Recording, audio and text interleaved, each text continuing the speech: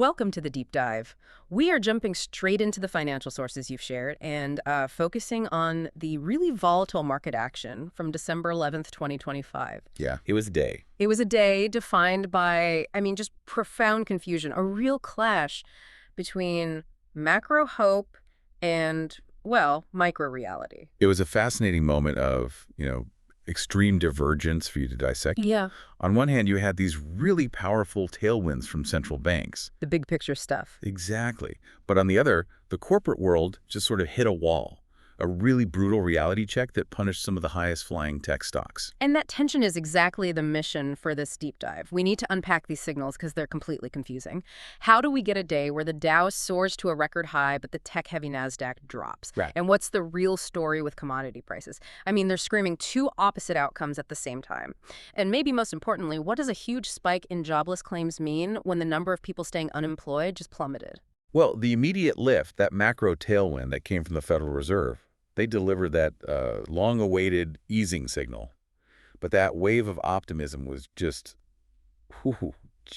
it was immediately capsized by a massive disappointment in the AI sector. The one sector that's supposed to be the engine for everything. The undisputed growth engine, exactly. Okay, let's start with the source of the excitement then. The Fed's dovish hand. What exactly did the FOMC, the Federal Open Market Committee, do on December 10th? They delivered the third interest rate cut of the year. The Fed lowered the target range for the federal funds rate by 25 basis points. It's a quarter of a percentage point. A quarter of a point, yes, setting the new range at 3.5% to 3.75%. So a third cut, that confirms a pretty clear pivot toward easing. But what was the explicit rationale they gave for why now was the right time? The rationale was all about risk management and, calibration. The Fed's statement said that downside risks to employment had risen. They noted job gains had slowed down and the unemployment rate had crept up a bit. So they're getting nervous about the labor market. A little bit. Chair Powell's key message was that this adjustment was just necessary to move the policy rate into the range of plausible estimates of neutral. In plain English. They felt policy had become too restrictive given the risks. They needed to ease off the brake. Okay, so the market definitely bought that easing narrative. But if you dig into the sources, the decision was, well, it was far from a consensus, right? That internal division has to factor into how you see future policy. Oh, absolutely. The fractured vote is arguably as important as the rate cut itself. You had 3 dissents. Three. 2 officials wanted no change at all. They're the hawks. But, and this is critical, one official wanted a much larger 50 basis point cut. Wow, so double the cut. Double. It signals a high conviction that the Fed is actually moving too slowly. So the Fed is fractured 3 ways. Move slower, move faster, or don't move at all. That's it. And it shows you just how difficult this period is to navigate. And, despite these cuts, the median policymaker is still only penciling in one single quarter-point cut for all of 2026. So don't get too excited about aggressive easing next year. Not at all. Which brings us to the market reaction. The clearest signal was in fixed income. How did the bond market confirm all this? The bond market instantly validated the dovish signal. We saw the yield on the benchmark 10-year Treasury fall further, dropping to about 4.10%. And just remind us, why is that 10-year yield so important for everyone? It's the global benchmark. It determines consumer and commercial borrowing costs. So we're talking directly about cheaper mortgages, cheaper corporate debt, just lower financing costs across the entire economy. That's the whole point. That's the mechanism the Fed uses to stabilize things. It is, and the decline reinforces this idea that capital will stay cheap, or at least cheaper, and that is rocket fuel for certain parts of the market. And speaking of liquidity, there was another technical move the Fed made, right? Something about the plumbing of the system. Yes, a classic bit of complex Fed jargon that sounds a lot like QE, but they swear it isn't. Yeah. They initiated purchases of $40 billion in shorter-term Treasury securities, mainly bills. They said it was purely for reserve management, to keep an ample supply of reserves in the system. So think of it like making sure the water pressure in the financial pipe stays high. That's a perfect analogy. It's not a monetary policy signal, but it is a liquidity signal. It keeps short-term yields down and injects fresh cash, which is a supportive environment for risk assets. Okay, so we have this major macro tailwind. Liquidity is up, borrowing costs are down, and yet the equity market got schizophrenic almost immediately. It was a perfect demonstration of market rotation in real time. The blue chip index, the Dow Jones, surged a massive 1.3%. That's nearly 650 points. And a new closing record. The broader S&P 500 also managed to flip positive and set a record. So who is celebrating the cheaper money?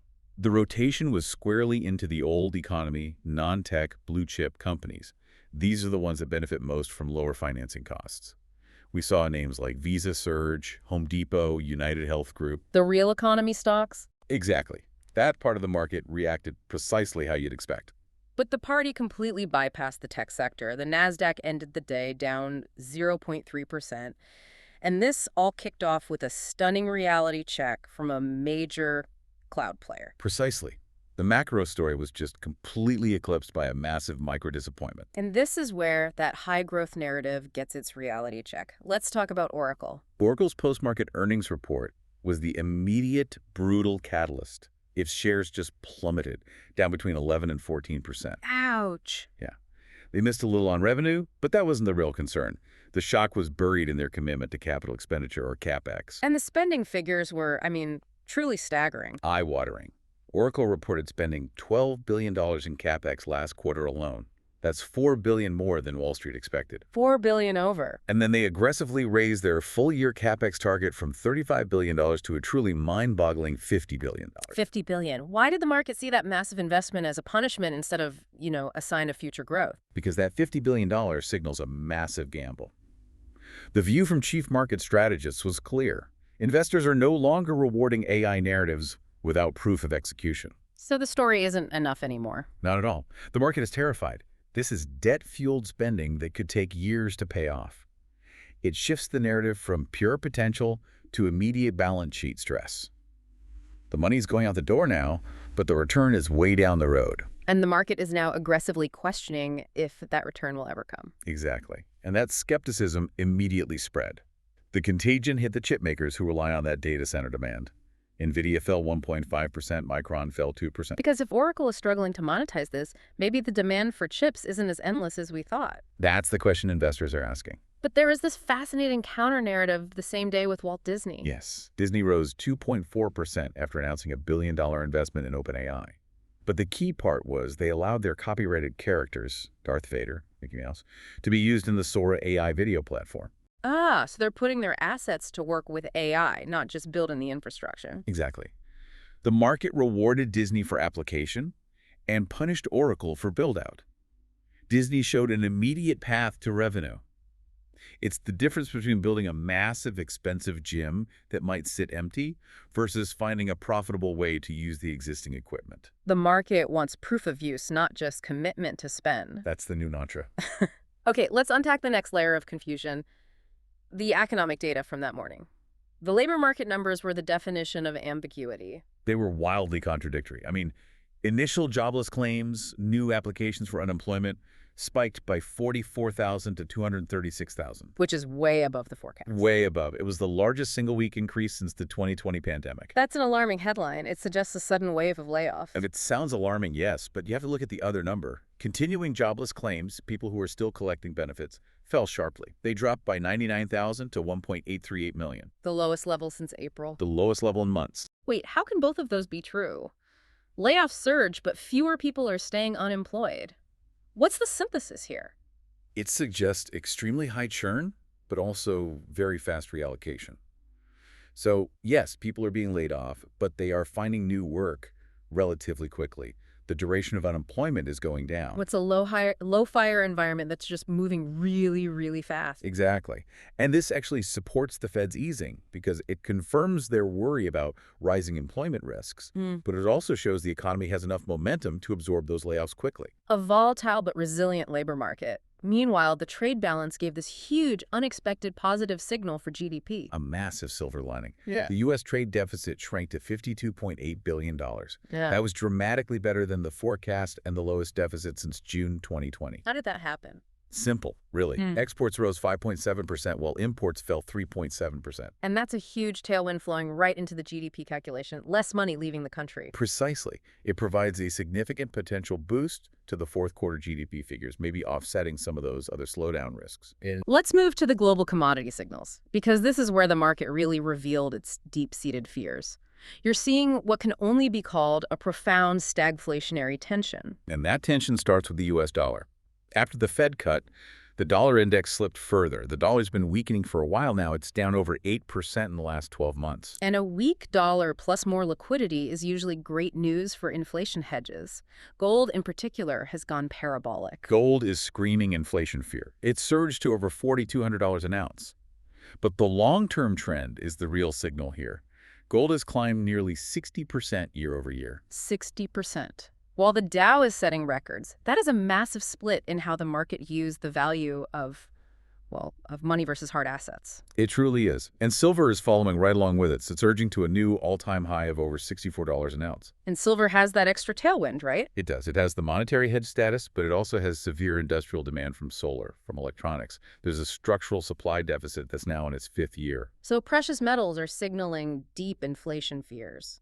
But then you look at energy, the ultimate barometer of industrial health, and it's doing the exact opposite. Brent crude oil fell almost 2%, hitting a 7-week low at just over $61 a barrel. The decline is all about expectations of a growing global supply glut. Too much oil. Way too much. Output is rising from OPEC Plus and the Americas, and the International Energy Agency is warning about a large supply overhang. So here it is, the central paradox. How do you reconcile gold screaming hyperinflation with oil signaling weak industrial growth? This is the stagflationary signal in its purest form. The market is pricing in two conflicting realities at once. The metal surge is fueled by monetary inflation, the weak dollar. The oil slide reflects profound concerns about slowing global growth and industrial demand. Which leads perfectly into corporate strategy. If the Oracle model of organic high capex growth is being punished, what's the alternative? They're turning to external growth, mergers and acquisitions. We're seeing a supercycle rebound. Projected global M&A deal value for 2025 is $4.8 trillion. That's the second highest total on record. And a 36% jump from 2024. And these aren't small deals. The rebound is in the $5 billion plus mega deals. The focus is on scope deals, buying new capabilities, new markets, and especially AI tech, not just scale deals. So corporate boards are using the Fed's cheap money to buy growth instead of building it. They're avoiding the Oracle trap. It's risk aversion meets strategic necessity. Why spend $50 billion building something when you can buy a proven one for less and avoid all that execution risk? Looking ahead to 2026, it seems like there are some major tailwinds setting up. That's right. The monetary easing is in place, and you have significant fiscal tailwinds starting in 2026. Realized tax cut expansions, benefits from the One Big Beautiful Bill, the OBBB. That's the big infrastructure and spending package. It is, all intended to boost consumer spending and support economic growth. So we started with divergence, and we end with this clear dichotomy. You've got strong macro support Fed easing, fiscal stimulus, a better trade balance pitted against this rigorous micro-scrutiny. That is the core conflict. The record highs in the Dow celebrate lower rates and fiscal promises. But the Nasdaq's decline is the market screaming, "We don't believe the business model until you prove you can execute and actually make money from it." It's a fundamental crisis of trust in that high-growth story.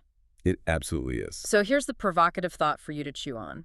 The market's two biggest risk warnings right now are that 60% year-over-year surge in gold, signaling monetary inflation, and the decline of Brent crude oil, signaling industrial weakness. Two completely different warnings. And the long-term health of the entire global economy hinges on which of those two indicators proves to be the true predictor for 2026. Will the Fed's liquidity fuel inflation faster than industrial demand can actually pick up? That dynamic, that stagflationary tension, coupled with a fractured Fed trying to navigate it, that should absolutely be the focus of your exploration moving forward.